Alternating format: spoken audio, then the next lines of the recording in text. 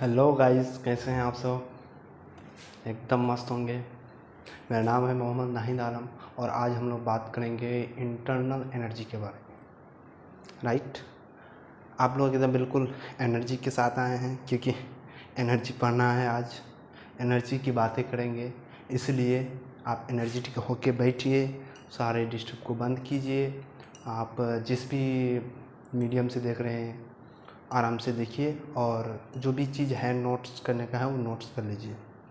चलिए आज स्टार्ट करेंगे एनर्जी के बारे में। तो सभी जानते हैं जो एनर्जी का वर्ड सब सिंपल है, सब जानता है एनर्जी, लेकिन पूरे दुनिया, पूरे वर्ल्ड, पूरे यूनिवर्स एनर्जी के लिए ही परेशान है। भाई हम काम करते हैं किस लिए? हमको काम करते हैं तो क्या चाहिए? हमको एनर्जी चाहिए और हम एनर्जी के लिए हम पैसा लेते हैं दूसरों से। तो एनर्जी एक ऐसी वर्ड है जो पूरे दुनिया इससे रिलेटेड और इसी से पूरा यूनिवर्स चलता है, यही एनर्जी के लिए। क्योंकि एनर्जी कंजर्वेशन पर एनर्जी सब पढ़ चुके हैं। एनर्जी का ना निर्माण होता है ना एनर्जी का कोई बनाता है। क्या होता है? सिर्फ ट्रांसफॉर्म होता है। राइट, हम एनर्जी को सिर्फ क्या कर सकते हैं? चेंज कर सकते हैं। तो आज हम लोग बात करेंगे इंटरनल एनर्जी के बारे में। एनर्जी तो होता है बहुत तरह के, kinetic energy, potential energy, spring energy, storage energy, बहुत सारे होते हैं। तो हम लोग आज बात करेंगे इंटरनल एनर्जी के बारे में। जो इंटरनल एनर्जी एक्चुअल होता क्या है? क्योंकि सब जानते हैं जो एनर्जी, जो इंटरनल एनर्जी होता है, जो किसी कंटेनर के अंदर जो एनर्जीज पाए जाते हैं तो वो इंटरनल एनर्जी होता है। किसी बॉडी के अंदर जो एनर्जी पाया जाता है उसको इंटरनल एनर्जी कहते हैं। राइट, लेकिन उसका एक्चुअल मीनिंग क्या होता है? एक्चुअल अगर चीज़ इंटरनल एनर्जी कैसे क्रिएट होता है या इंटरनल एनर्जी क्या है, आज उनके बारे में हम डिस्कशन करेंगे। चलिए हम लोग बात करते हैं टोटल एनर्जी, यानी कोई बॉडी है उसका टोटल एनर्जी क्या होता है। हम लोग बात करेंगे टोटल एनर्जी। बात करेंगे पहले हम लोग इंटरनल एनर्जी की। राइट,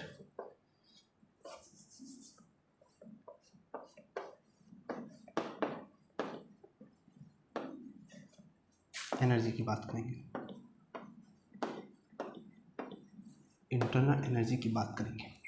तो किसी बॉडी का टोटल एनर्जी किससे हम डिफाइन कर सकते हैं? डिफाइन कैसे कर सकते हैं? टोटल एनर्जी, टोटल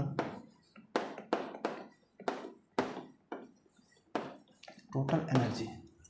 देखो, टोटल एनर्जी क्या हो सकता है? टोटल एनर्जी हो सकता है काइनेटिक एनर्जी प्लस कोई बॉडी है वो मोशन करता है तो उससे क्या होगा? Kinetic energy.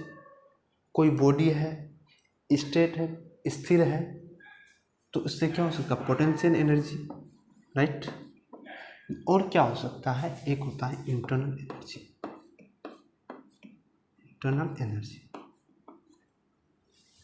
Internal energy. Kinetic energy क्या हो सकता है? काइनेटिक एनर्जी होगा जो ये मोशन के कारण, due to motion. Kinetic energy क्या होगा? Due to motion. Potential energy क्या हो सकता है? पोटेंशियल एनर्जी हो सकता है ग्रेविटेशनल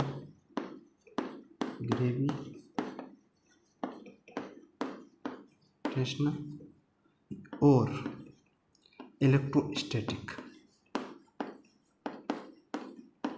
बेसिक चीज़ बता रहे हैं, बेसिक चीज़ से समझेंगे जो एनर्जीज क्या क्या। इलेक्ट्रोस्टैटिक एनर्जी हो सकते हैं। पोटेंशियल एनर्जी दो हो सकता है, यानी ग्रेविटेशनल एनर्जी से हो सकता है और या पोटेंशियल। इंटरनल एनर्जी की बात क्या करेंगे? इंटरनल एनर्जी किसको कहेंगे? देखो, इंटरनल एनर्जी जो होता है ना वो मॉलिक्यूल लेवल का एनर्जी होता है। यानी एक बॉडी लेंगे, बॉडी यानी पूरे बॉडी का अगर मोशन करेंगे अगर v वेलोसिटी से तो उसका काइनेटिक एनर्जी होगा। काइनेटिक एनर्जी क्या होगा?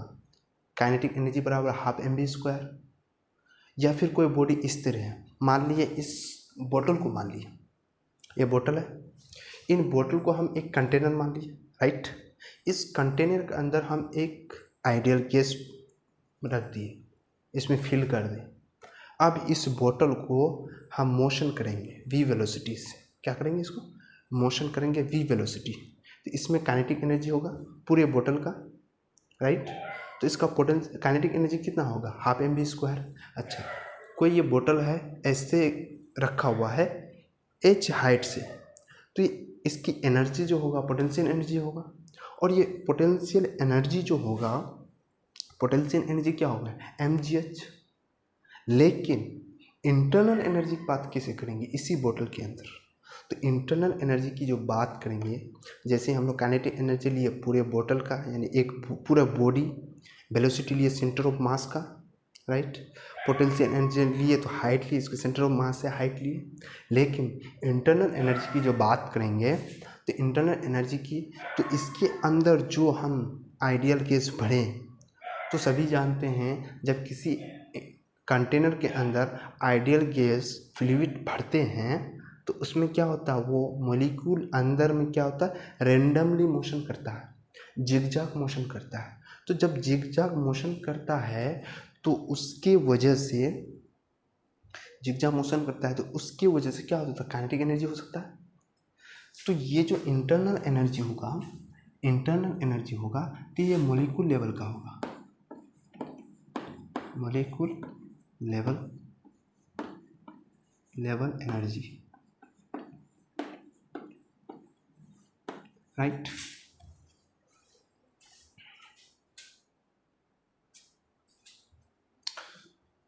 ये जो एनर्जी होगा ये मॉलिक्यूल लेवल का होगा, यानी अगर ये एक कंटेनर ले लिए, राइट, ये कंटेनर ले लिए भाई, इसमें गैस भरे तो इसको हम बंद कर देते हैं, बंद कर दिए, इसके अंदर मॉलिक्यूल है, राइट, ये मॉलिक्यूल है। जब इसके अंदर मॉलिक्यूल है तो ये मॉलिक्यूल क्या करेगा, रेंडमली मोशन करना चाहेगा, ये रेंडमली क्या करेगा, रेंडमली मोशन करना चाहेगा किसी भी डायरेक्शन पे, आपस में टकराएगा भी, कोलिजन्स भी होगा, कोलिजन से भी एनर्जी क्रिएट होगा, राइट। तो ये मॉलिक्यूल आपस में क्या करेगा, मोशन करेगा। और जब मोशन करेगा तो इसके मोशन की वजह से, इनके मोशन की वजह से, इनकी मोशन की वजह से क्या हो सकता है, काइनेटिक एनर्जी हो सकता है, काइनेटिक एनर्जी होगा। अच्छा भाई, ये मॉलिक्यूल है तो इसमें मास है,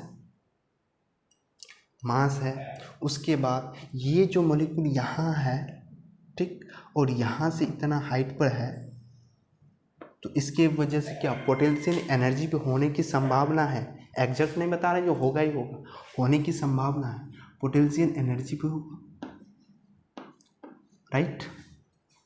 ये मॉलिक्यूल लेवल की बात कर रहे हैं, ये जो बात की है तो ये पूरे बॉडी का बात की। जो इंटरनल एनर्जी की बात कर रहे हैं, जब इंटरनल एनर्जी की बात कर रहे हैं तो ये मॉलिक्यूल लेवल का एनर्जी है, यानी मॉलिक्यूल, यानी एक कंटेनर के अंदर की बात कर रहे हैं। कंटेनर के अंदर भी जो भी चीज़ है उनकी डिटेल्स करें, उनकी क्या एनर्जी है उनका हम लोग बात कर रहे हैं, राइट। यानी कंटेनर के अंदर, जो कंटेनर के अंदर जो गैस है, गैस के अंदर जो मॉलिक्यूल होता है, वो मॉलिक्यूल का जो मोशन की वजह से जो एनर्जीज होते हैं उसको इंटरनल एनर्जी कहते हैं, उनके बारे में हम चर्चा करेंगे, राइट। तो ये मोशन करता है, रेंडमली मोशन करता है। जब ये रेंडमली मोशन करता है तो इसकी वजह से काइनेटिक एनर्जी हो सकता है। अच्छा, जब इसको हम टेम्परेचर दे, भाई ये कंटेनर है और हम इसको क्या किए, टेम्परेचर दे रहे हैं, यानी इसमें गर्म करें, इसको हीट दे रहे हैं। जब हीट दे रहे हैं तो ये हीट क्या करेगा, इसका टेम्परेचर बढ़ा देगा, टेम्परेचर बढ़ा देगा तो ये कौन सा वाइब्रेट करना लगेगा, वाइब्रेट करने लगेगा। यानी किसी भी गैस की अगर हम टेम्परेचर बढ़ाते हैं तो गैस का मॉलिक्यूल क्या करता है, वाइब्रेट करने लगता है, ऑसिलेट करने लगता है, यानी उसमें कोलिजन की प्रोबेबिलिटी ज़्यादा होती है, कोलिजन करने लगता है। तो हम लोग वाइब्रेशनल एनर्जी भी हो सकता है इसमें,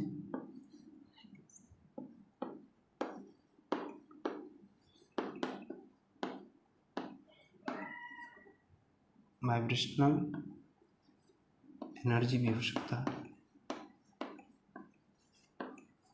राइट। यहाँ वाइब्रेशनल एनर्जी भी हो सकता है। तो ये तीन ही हो सकता है, काइनेटिक एनर्जी, पोटेंशियल और वाइब्रेशनल एनर्जी। तो वाइब्रेशनल एनर्जी को हम कब कंसीडर कर सकते हैं, एट हाई टेम्परेचर, यानी वाइब्रेशनल एनर्जी जो बात करेंगे एट हाई टेम्परेचर पर बात करेंगे। और आइडियल गैस की अगर बात करते हैं, अगर इसमें आइडियल गैस अगर डालें, ये आइडियल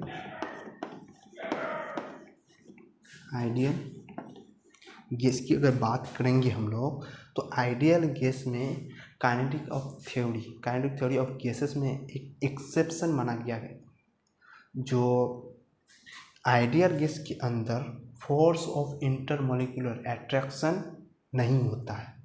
जब फोर्स ऑफ इंटरमोलिकुलर अट्रैक्शन नहीं होगा तो उससे पोटेंशियल एनर्जी नहीं होगा। यानी अगर इसमें आइडियल गैस है तो फोर्स ऑफ अट्रैक्शन जाएगा इंटरमोलिकुलर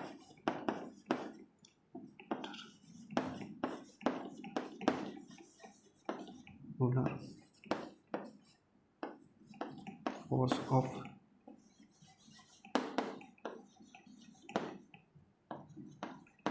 अट्रैक्शन नहीं होगा।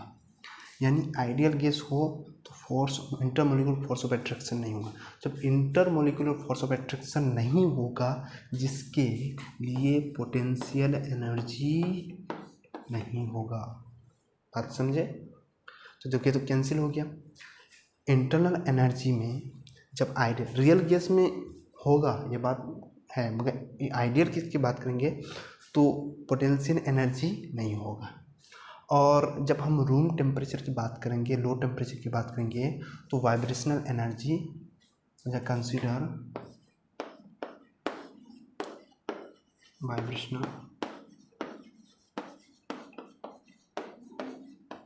Vibrational energy consider eight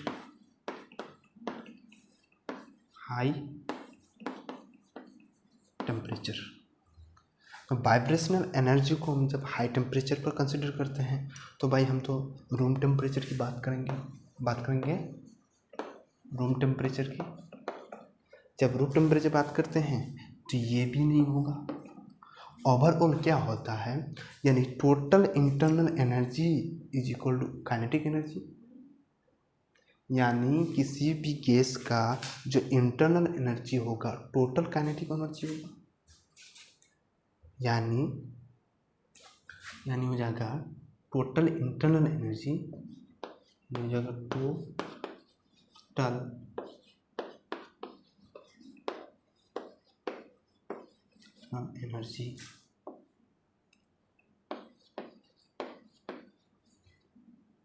total internal energy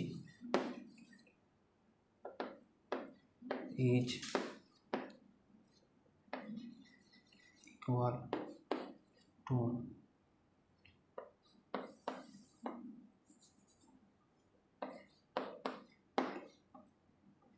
total kinetic energy.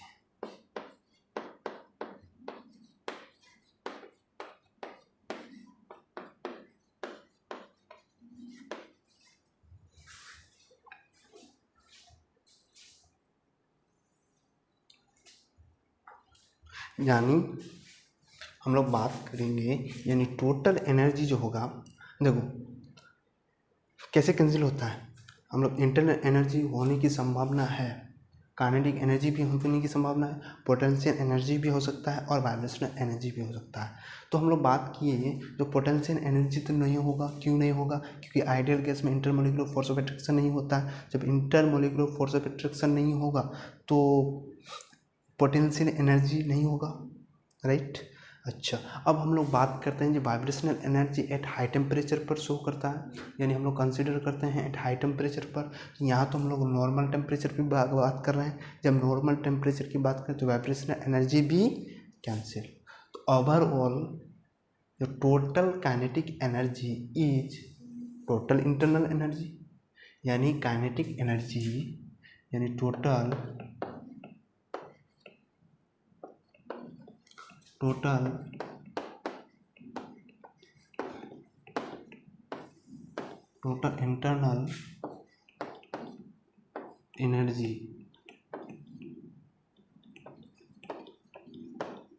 Internal energy equal to total kinetic energy. बात समझे? यानी जितना भी एनर्जी होगा वो सारा का सारा काइनेटिक एनर्जी होगा और वही इंटरनल एनर्जी होगा। बात समझ में आई? तो ये थी कहानी इंटरनल एनर्जी की। अब हम लोग बात करेंगे डिग्री ऑफ फ्रीडम। हम लोग बात करेंगे किसकी? Degree of freedom. मिटाने से पहले पोज करके आप नोट डाउन करना चाहेंगे, नोट कर लीजिए, क्योंकि आप खुद से नोट करेंगे तो ज़्यादा बेहतर रहेगा, और साथ साथ नोट करते ही रहिए। और हम लोग अभी बात करेंगे इंटरनल डिग्री ऑफ फ्रीडम। हम बात करेंगे degree of freedom. Degree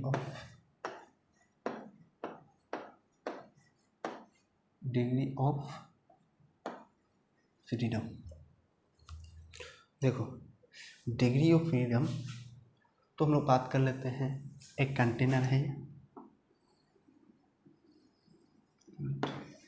container है, यहाँ गैस मॉलिक्यूल है, ठीक। अब हम लोग लेते हैं एक मॉलिक्यूल को, उठा लेते हैं यहाँ से, इस कंटेनर से क्या किए, इस मॉलिक्यूल को बाहर लेके आए, राइट। इस कंटेनर से मॉलिक्यूल बाहर ले। अच्छा, जब ये मॉलिक्यूल इस कंटेनर के अंदर होगा तो क्या करेगा? वो रैंडम मोशन करेगा।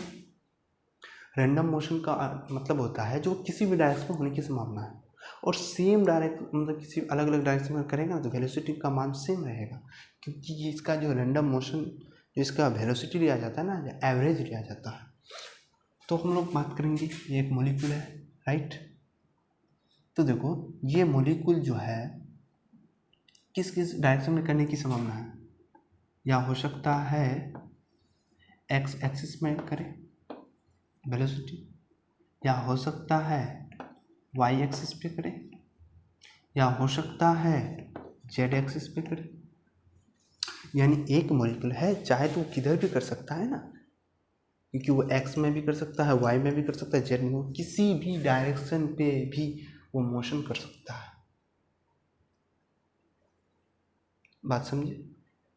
तो ये जब इधर मोशन करेगा, तो इसकी तरफ क्या होगा? काइनेटिक एनर्जी होगा। तो हम बात कर सकते हैं, इसका मास मान लिए m, तो क्या हो जाएगा? Half m u x square. Kinetic energy बराबर क्या होता है? काइनेटिक एनर्जी बराबर half m u x square. क्योंकि ये जब ये मॉलिक्यूल इधर से इधर मोशन करे तो काइनेटिक एनर्जी होगा। मतलब काइनेटिक एनर्जी कितना होगा, उसका क्या मैग्नीट्यूड होगा? 1/2 half M S 1/2 half U X square. अच्छा, जब इधर करेगा तो इसका काइनेटिक एनर्जी क्या होगा? इसका काइनेटिक एनर्जी क्या? Half M U Y square. और इधर क्या होगा? इसका काइनेटिक एनर्जी, इसकी बात करें तो इसका भी काइनेटिक क्या हो जाएगा? Half M U Z square. जितना इसका वैल्यू होगा उतना इसका होगा, उतना इसका होगा, क्योंकि एवरेज वैल्यू लिया जाता है। तो हम लोग क्या करेंगे? डिग्री ऑफ फ्रीडम को यानी एफ से सूचित किया जाता है, डिग्री ऑफ फ्रीडम। तो degree of freedom F is equal to half M U X square plus half M U Y square plus half M U Z square, right. यानी अलग अलग डायरेक्शन पे उसका जो काइनेटिक एनर्जी होगा ये तीनों अलग अलग होगा, और ये तीनों टर्म इंडिपेंडेंट टर्म होगा। यानी degree of freedom is the total in term of independent terms. यानी जितने भी इंटरनल एनर्जी मतलब डिग्री ऑफ फ्रीडम होगा ये सारा का सारा इंडिपेंडेंट होगा। तो इनको क्या कहते हैं? Degree of freedom. इसको क्या कहेंगे? Degree of freedom. Degree of, इसको डिग्री ऑफ फ्रीडम कहेंगे, राइट। ये अलग अलग डायरेक्शन जितना एनर्जी होगा इन डिग्री ऑफ फ्रीडम कहेंगे। ये हर एक टर्म, ईच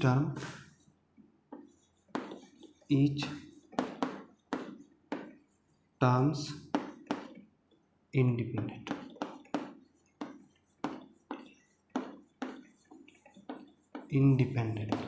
हर एक टर्म क्या होगा, एक दूसरे से इंडिपेंडेंट होगा।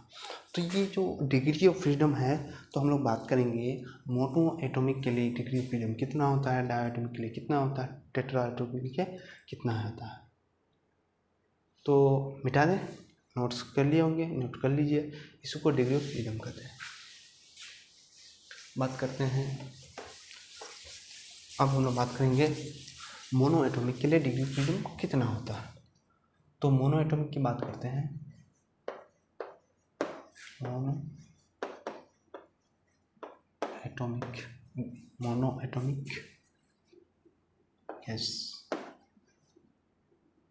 एटॉमिक की बात करते हैं। तो मोनो एटॉमिक की बात करेंगे तो मोनो का मतलब क्या होता है, एक मोनो एटॉमिक जैसे हो गया हीलियम हो गया, नियॉन हो गया, आर्गन हो गया। तो जो मॉलिक्यूल होते हैं मोनो एटॉमिक मॉलिक्यूल होगा, गैस मॉलिक्यूल होगा, मॉलिक्यूल। तो हीलियम होगा, नियॉन होगा, आर्गन होगा। तो ये जो बनता है मॉलिक्यूल ना है, ये जो बनता है एक एटम से बनता है, तो इसलिए एक मोनोएटॉमिक कहा जाता है। तो जब एक मॉलिक्यूल है तो वो एक मॉलिक्यूल मान लीजिए है, इसका डायरेक्शन हो सकता है एक्स एक्सिस पे, ये इसका डायरेक्शन हो सकता है वाई पे, और इसका डायरेक्शन हो सकता है जेड पे। ये तो मोशन कर ही सकता है, ये तो अपनी ही अक्ष में भी मोशन करेगा, रोटेट करेगा भाई। ये जो ये मान लीजिए एक मॉलिक्यूल है, या हो सकता है एक्स एक्सिस पे करे, या वाई एक्सिस पे करे, या फिर जेड एक्सिस पे करे। तो ये जो तीनों एक्सिस पर किया है, ये आपस में भी अपने रोटेट कर सकता है, यानी फिक्स्ड पॉइंट पे अपने ही पोजीशन पे रोटेट कर सकता है। तो उसके रोटेशन के ही वजह से भी इंटरनल एनर्जी मतलब डिग्री ऑफ फ्रीडम बढ़ेगा। तो F is equal to half M U X square plus half M U Y square plus half M U Z square. अब रोटेटिंग की बात करते हैं। देखो रोटेटिंग की बात, तो इसका जो हम बात करते हैं, रोटेटिंग की बात करते हैं, तो ये एक मॉलिक्यूल है, राइट। देखो इसकी रेडियस है, एक तो छोटा मॉलिक्यूल है, लगभग कितना होता है 10 to the power -10 मीटर होता है। तो इतना छोटा है, तो इसका जो रोटेटिंग होगा, तो इसका जो आर होगा, आर एक्सटेंड टू 0 के बराबर हो जाएगा। जब 0 हो जाएगा तो इसकी रोटेटिंग की वजह से मोमेंट ऑफ इनर्शिया नहीं होगा, राइट। क्योंकि इसके रोटेटिंग की वजह से उसका जो काइनेटिक एनर्जी होता है, रोटेटिंग बॉडी का काइनेटिक एनर्जी का फॉर्म क्या होता है पता है, I half I omega square. I क्या होता है, moment of inertia, M R square. ये आर जो है 0 के बराबर है, नेग्लिजिबल है, क्योंकि छोटा मॉलिक्यूल है, मॉलिक्यूल की रेडियस भी छोटा है, तो क्या हो जाएगा उसका, नेग्लिजिबल हो जाएगा। तो इसका आई इक्वल टू हो जाएगा 0। तो ये तो पूरा टर्म 0 हो गया, ये पूरा टर्म क्या हो गया, 0 हो गया। इसलिए इस टर्म में रोटेटिंग को नहीं जोड़ा जाता। तो इसका डिग्री ऑफ फ्रीडम कितना हो गया, ये हो गया 1, ये हो गया 2, ये हो गया 3। तो डिग्री ऑफ फ्रीडम कितना हो गया 3। मोनो एटॉमिक मॉलिक्यूल के लिए डिग्री ऑफ फ्रीडम कितना होता है 3। याद रखना, ये बहुत इंपॉर्टेंट है, हर जगह पूछा जाता है थर्मोडायनेमिक्स के अंदर, काइनेटिक थ्योरी ऑफ गैस में भी इसका डिस्कशन अच्छी तरह से है। अब हम लोग बात करते हैं डायटोमिक के लिए, बात करेंगे किसका, डायटोमिक के लिए हम लोग करेंगे किसका, डायटोमिक।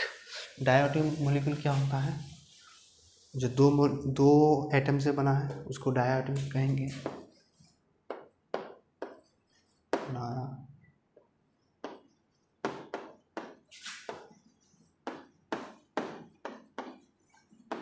मॉलिक्यूल। डायटोमिक मॉलिक्यूल क्या हो गया, O2 H2 N2, ये क्या हो गया, डायटोमिक हो गया, मतलब दो एटम से बना है, उधर डबल, दो O है, दो H है, दो। तो देखो इसका जो एक मॉलिक्यूल लेंगे, ये मॉलिक्यूल है, राइट। अब दोनों जो मॉलिक्यूल साथ साथ चलेगा, ये दोनों क्या कर सकता है, यानी उसी को हम एक इसमें रख दिए, तो ये पूरा क्या कर सकता है, एक्स एक्सिस में भी चल सकता है, या ये फिर वाई एक्सिस में भी चल सकता है, और ये जेड एक्सिस में भी चल सकता है, पूरे मॉलिक्यूल। ये दो, एक मॉलिक्यूल है, दो डायटोमिक है, एक एटम, दो एटम, दो मिलकर डायटोमिक है। क्योंकि दो एटम बना है तो इसके बीच कुछ रेडियस भी होगा, बिल्कुल चिपकेगा नहीं। तो हम लोग बात करते हैं इस तरह। तो ये एक्स एक्सिस हो गया, और ये वाई एक्सिस हो गया, और जेड एक्सिस हो गया। तो हम लोग डिग्री ऑफ फ्रीडम करेंगे डायटोमिक के लिए, एफ इक्वल टू हाफ, ये तो मोशन करेगा ही करेगा, तो हो जाएगा इधर का मोशन हो जाएगा यू एक्स, इधर हो जाएगा यू जेड, इधर हो जाएगा यू वाई। तो half M U X square plus half M हो जाएगा U Y square plus half M हो जाएगा यू जेड स्क्वायर। अब रोटेशनल की बात करते हैं। रोटेशनल की वजह से देखो, रोटेशनल की वजह से बात तो करते हैं, दो मॉलिक्यूल हो गया, राइट, इसके बीच का रेडियस हो गया। देखो ये जब दो मॉलिक्यूल होता है तो आपस में रोटेट करता है, तो रोटेट होता है तो एक मॉलिक्यूल की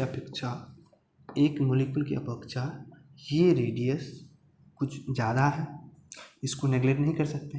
इसके वजह से जो टर्म बनेगा उसको ऐड करना पड़ेगा। तो ये देखो, ये तो एक ये एक्स एक्सिस हो गया, या ये घूम सकता है वाई एक्सिस, या ये घूम सकता है जेड एक्सिस।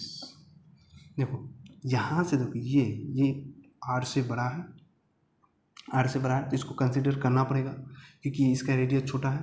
तो इसलिए इसको जो हम लेंगे तो ये जो होगा तो इसकी वजह से जो मतलब मोमेंट या मतलब काइनेटिक एनर्जी होगी तो इसको हम कंसीडर करेंगे, यानी kinetic energy is equal to half हो जाएगा आई वाई डायरेक्शन पे प्लस ओमेगा वाई डायरेक्शन पे।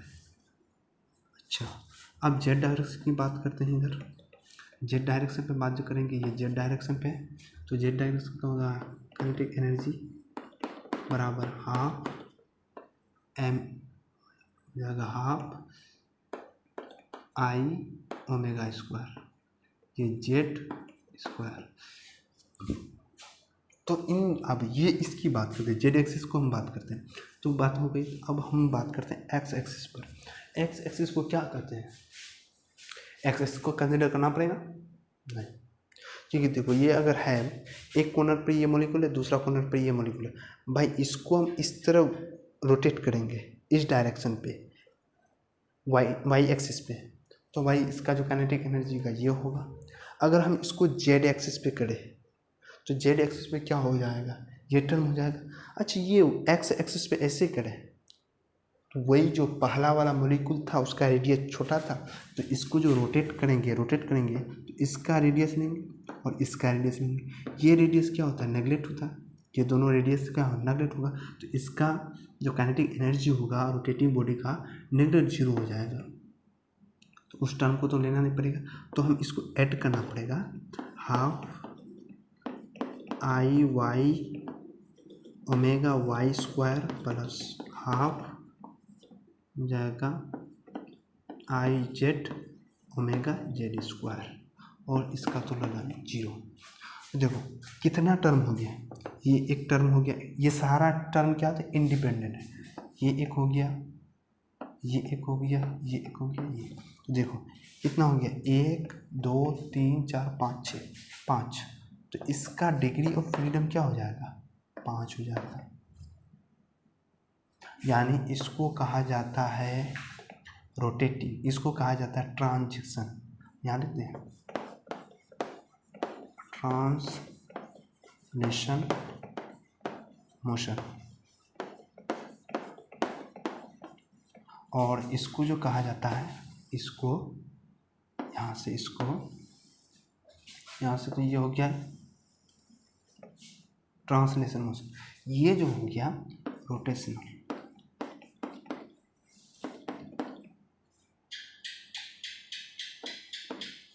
इसको रोटेशनल मोशन भी कहा जाता है।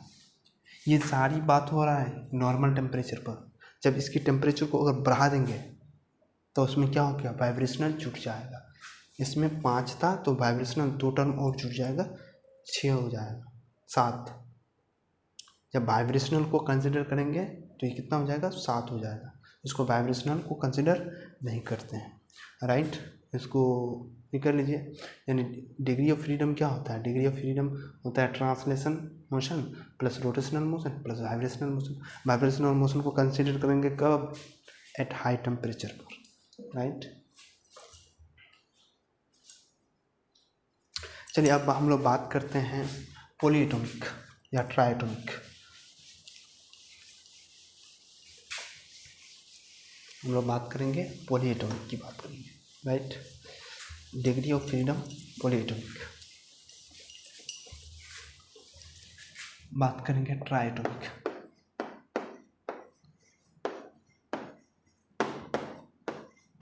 और पॉलीएटॉमिक।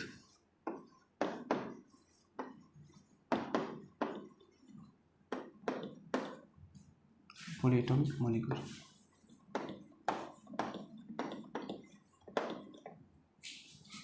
देखो पॉलीएटॉमिक किसको कहेंगे, H2SO4 SO2 SO3, इन सबको किसको क्या कहेंगे, पॉलीएटॉमिक। जो 2 से ज़्यादा एटम से बना हो तो हम लोग इसको ले लेते हैं, SO3 को। तो SO3 का स्ट्रक्चर देखिए, SO3 का स्ट्रक्चर ये हो जाएगा S, ये हो जाएगा O, ये हो जाएगा double bond O, double bond O। ऐसे ही होता है स्ट्रक्चर ना SO3। तो देखिए इसको एक्स एक्सिस, या वाई एक्सिस और जेड एक्सिस। तो देखो ये इसका रेडियस देखो, ये ऑक्सीजन है, यहाँ पर भी ऑक्सीजन है, राइट, यहाँ पर भी ऑक्सीजन है। तो देखो इसका रेडियस देखो, इसका रेडियस देखो, इसका रेडियस यहाँ से यहाँ तक है, लेकिन जब वो सेंटर से इतना डिस्टेंस पर है, राइट, जब इतना डिस्टेंस पर है तो इसमें क्या होगा, रोटेटिंग बॉडी ऐड होगा। तो ये पूरा मॉलिक्यूल एक्स एक्सिस में जा सकता है, जेड एक्सिस में जा सकता है, वाई एक्सिस में भी जा सकता है। तो हम लोग इसका डिग्री ऑफ फ्रीडम कैसे कंसिडर करेंगे, F equal to half M U square X plus half M U Y square plus half M U Z square. X axis तो क्या हो जाएगा, इसका रोटेटिंग भी हो जाएगा, half I X omega square plus half M हो जाएगा, हाफ एम नहीं होगा, सॉरी, मोमेंट ऑफ इनर्शिया होगा ना, Y omega square Y plus half I ये जेड का स्क्वायर।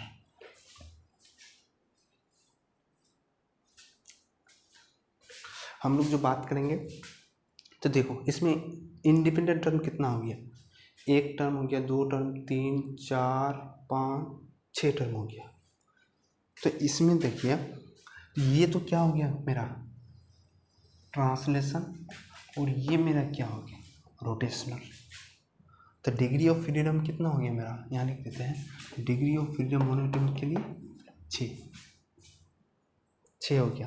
तो क्या हो गया, तो देखिए डिग्री ऑफ फ्रीडम बराबर कितना हो गया, 3 लेसन प्लस 3 हो गया, 3 टाइम कितना हो गया रोटेशनल, टोटल कितना हो गया, टोटल F इक्वल टू 6, यानी 3 ट्रांसलेशन और 3 रोटेशन, टोटल मिला के 6 हो गया। तो ये था डिग्री ऑफ फ्रीडम। तो हम लोग थोड़ा सा रिवाइज कर लेते हैं, जो डाल देते इसको थोड़ा सा हम लोग देख लेते हैं। जो मोनो एटॉमिक के लिए डिग्री ऑफ फ्रीडम 1 नंबर में पर हम लोग मोनो एटॉमिक के लिए F कितना है 3, दूसरा में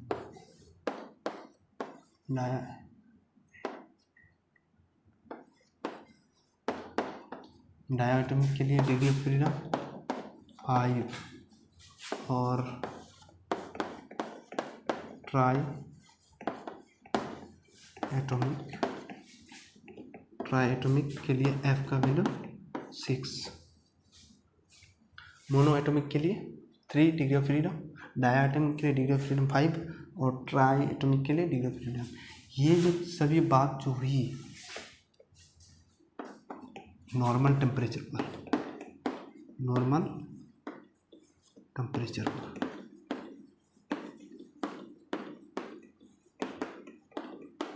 ये सभी बात किस पर हो गया, नॉर्मल टेम्परेचर पर। अगर इसकी टेम्परेचर को अगर हम बढ़ा दें या फिर घटा दें तो इसका डिग्री ऑफ फ्रीडम क्या हो जाएगा, डिफरेंट हो जाएगा, एक्सचेंज हो जाएगा। टेम्परेचर बढ़ाने से भी चेंज होगा और टेम्परेचर घटाने से भी चेंज होगा। बात समझ में आई, क्योंकि ये टेम्परेचर डिपेंडेंट होता है। तो टेम्परेचर अगर, तो इसमें क्या होगा, जब टेम्परेचर बढ़ाएंगे तो वाइब्रेशनल ऐड होगा, और जब टेम्परेचर को स्लो करेंगे तो मॉलिक्यूल क्या होगा, रैंडमली मोशन स्लो हो जाएगा। जब स्लो हो जाएगा तो वो घट जाएगा।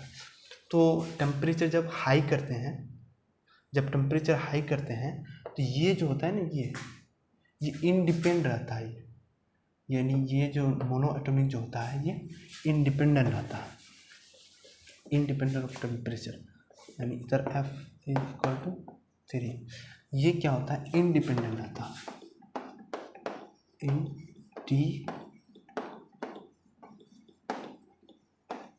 Temperature.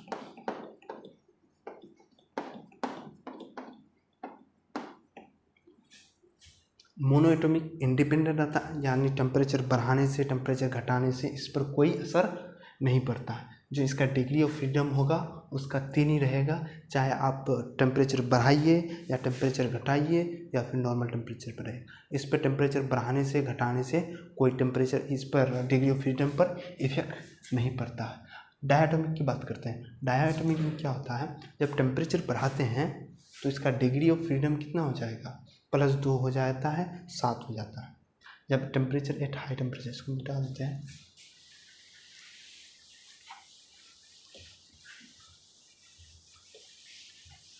Diatomic at room temperature, eight normal temperature,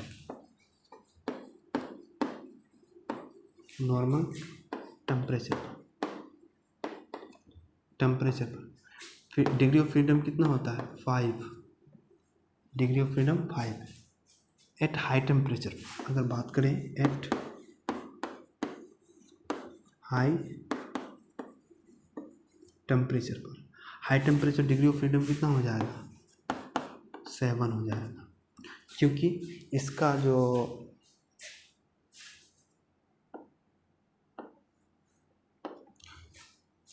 दो होगा ना, तो रोटेशनल मोशन, जो वाइब्रेशनल मोशन जुड़ जाएगा, राइट। अब अगर इसको अगर लो टेम्परेचर पर करें, एट लो टेम्परेचर पर, अगर इसको जब लो टेम्परेचर पर देंगे तो इसका क्या होगा, डिग्री ऑफ फ्रीडम कितना हो जाएगा, 3 हो जाएगा। नॉर्मल टेम्परेचर पर degree of freedom 5, at high temperature पर degree of freedom 7, at low temperature पर डिग्री ऑफ फ्रीडम 3। ये बात क्लियर डायटोमिक के लिए। मोनो एटॉमिक इंडिपेंडेंट होता है वो टेम्परेचर पर डिपेंड नहीं करता है। डायटोमिक होता है नॉर्मल टेम्परेचर पर डिग्री ऑफ फ्रीडम 5 और हाई टेम्परेचर पर 7, लो टेम्परेचर पर 3। अब बात करते हैं ट्राइएटॉमिक। अब हम बात करेंगे ट्राइएटॉमिक, बात करेंगे ट्राइएटॉमिक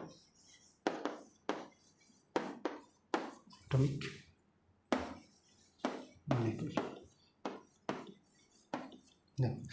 ट्राइएटॉमिक नॉर्मल टेम्परेचर पर बात करें नॉर्मल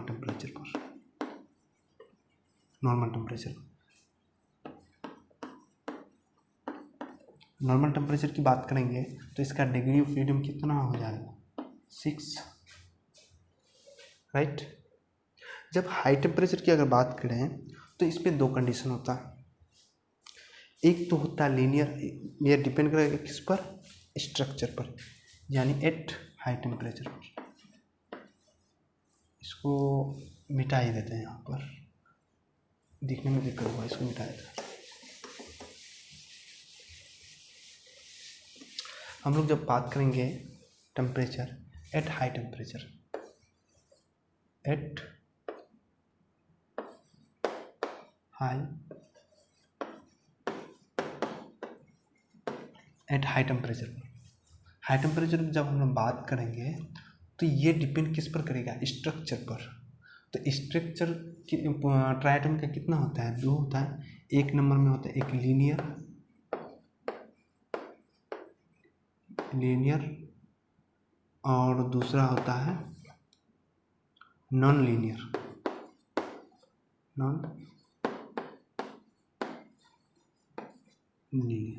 तो देखो जब नॉन लीनियर हो जाएगा तो इस पर कोई डिपेंड नहीं करेगा। जो डिग्री ऑफ फ्रीडम कितना था, 6 था, 6 ही रहेगा लीनियर के लिए। और नॉन लीनियर के लिए कितना हो जाएगा, डिग्री ऑफ फ्रीडम 7 हो जाएगा एट हाई टेम्परेचर। ट्राइएटॉमिक की बात करेंगे एट हाई टेम्परेचर पर लीनियर एटॉमिक का 6 हो जाएगा। और ये यानी इस पर कोई फ़र्क नहीं पड़ेगा, लीनियर रहेगा। लीनियर का मतलब अगर ये एक मॉलिक्यूल है, यहाँ एक मॉलिक्यूल है, ये एक मॉलिक्यूल है, राइट है। तो देखो जब ये लीनियर है तो ये वाला एक्सिस, एक्स एक्सिस का जो क्या होगा, काइनेटिक एनर्जी जो होगा, रोटेशनल रोटेशन पे हाफ एम नहीं होगा, हो जाएगा half I X omega X square equal to 0 हो जाएगा। क्योंकि ये लीनियर है, इसका रेडियस बहुत नेग्लिजिबल है, इसका भी रेडियस नेग्लिजिबल है, इसलिए लीनियर के लिए ये टर्म हट जाता है, इसलिए इसका ये कम रहता है डिग्री ऑफ फ्रीडम।